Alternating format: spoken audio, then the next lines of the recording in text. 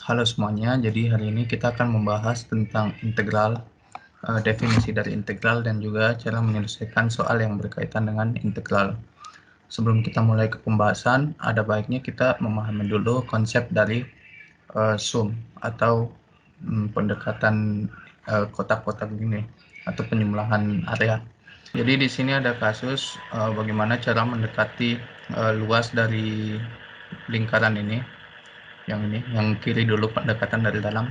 Jadi untuk mengetahui luas dari lingkaran tersebut, kita akan menggambar kotak dari dalam seperti itu, yang ukurannya tidak lebih besar dari lingkaran. Kemudian kita potong kotak tersebut menjadi segitiga-segitiga kecil seperti ini, seperti itu. Kemudian semakin lama segitiga-segitiga ini akan semakin kecil hingga menuju ke tak hinggaan, sehingga dia akan memenuhi lingkaran ini dan tidak ada ruang kosong di dalamnya. Kemudian yang kedua, kita akan mendekati lingkaran itu dengan kotak dari luar. Jadi kita akan memotong kotak tersebut menjadi segitiga-segitiga kecil lagi,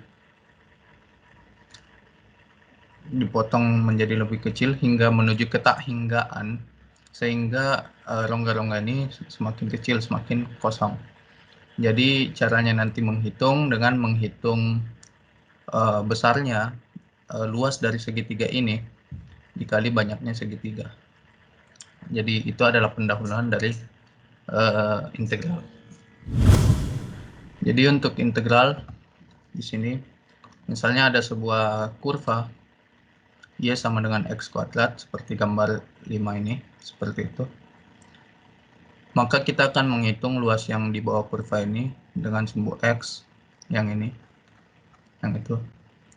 Bagaimana cara kita menghitungnya? Caranya adalah dengan melakukan pendekatan dari dalam atau pendekatan dari luar. Dengan pendekatan dari dalam, kita akan menghitung luas dari kotak-kotak ini. Ini adalah delta x. Ini delta x.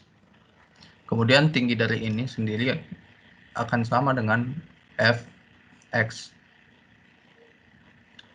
Maka luas dari satu kotak itu, luas kotak kita sebut saja, itu sama dengan fx dikali delta x.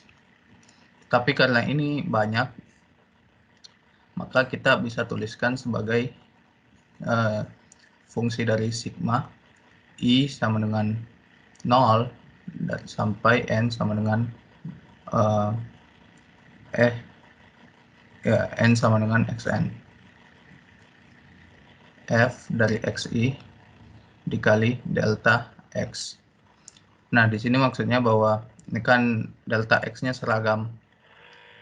Terus ini fx-nya akan berubah seiring waktu, sehingga kita akan menjumlahkan dari luas kotak ini, tambah kotak ini, tambah kotak ini, tambah kotak ini, tambah kotak ini, tambah kotak ini. Jadi dengan begitu, kita akan mendapatkan luas dari kurva tersebut. Kemudian untuk pendekatan dari luar yang lewat begini, itu akan sama, bahwa ini fx juga, fx, ini juga delta x. Ini rumusnya akan sama seperti ini. Kemudian kita dapat lihat bahwa jika sum yang tadi ini kita dekati dengan nilai n yang banyak, maka galat yang terbentuk akan semakin kecil. Galat yang ini, yang kosong-kosong ini akan semakin kecil jika kita mengambil n yang sangat banyak, sehingga dia tertutupi. Jadi dari yang tadi itu adalah pendahuluan dari integral definite. Kemudian di sini ada sum dari Riemann sum. Di sini dia mengambil kotak nilai dari ini x pertengahannya atau rata-ratanya ini di situ. Jadi untuk ini adalah a, dan ini adalah B. Jadi integral A dari B dari fx kali dx itu akan sama dengan limit dari panjang P menuju 0 sum dari I1 sampai N fxi delta xi. Nah, ini panjang P ini merupakan panjang dari partisi terbesar.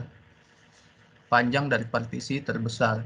Misalnya ini panjang partisi terbesarnya itu 0,5. Sehingga maksudnya ini dia akan bagaimanapun partisinya, dia akan berharap bahwa partisinya itu sangat kecil hingga mendekati 0. Misalnya ini ada kotak, dia akan sangat kecil hingga mendekati 0, bahwa itu lebarnya kotak ini adalah 0, sehingga dia akan terwakili oleh integral. Oke, jadi itulah integral. Jadi definisi integral dari kita itu intinya adalah jika ada kurva terus dibatasi dari A sampai B, kita akan mendekati kurva ini dengan kotak-kotak di dalamnya. Kotak di dalam kurva ini. Yang mana kotak ini sangat rapat sehingga kotak ini dapat mewakili luas dari dalam kurva ini gitu. Jadi itulah integral. Hanya kotak di dalam kurva. Kemudian sifat dari integral sendiri yaitu ini fx dx ini hanyalah sebuah variabel yang kita bikin sendiri. Jadi kalau misalnya di sini x, di sini juga harus x. Sehingga jika kita ubah di sini ft, di sini juga harus dt, fu, du. Nah, inilah yang disebut sebagai integral substitusi. Bahwa kita bisa mengubah variabel-variabel ini menjadi variabel lain selama dia konstan. Di sini x, di sini x, di sini t, di sini t, dan seterusnya. Jadi kita akan menghitung contoh soal ini, integral dari 3x kuadrat minus 5x plus 4 dx. Ini soal dari UTBK atau SBMPTN dari beberapa tahun lalu. Jadi ini caranya adalah dengan ini, itu sifat integral itu fx dx ini akan sama dengan 1/n tambah 1 dikali x n plus 1.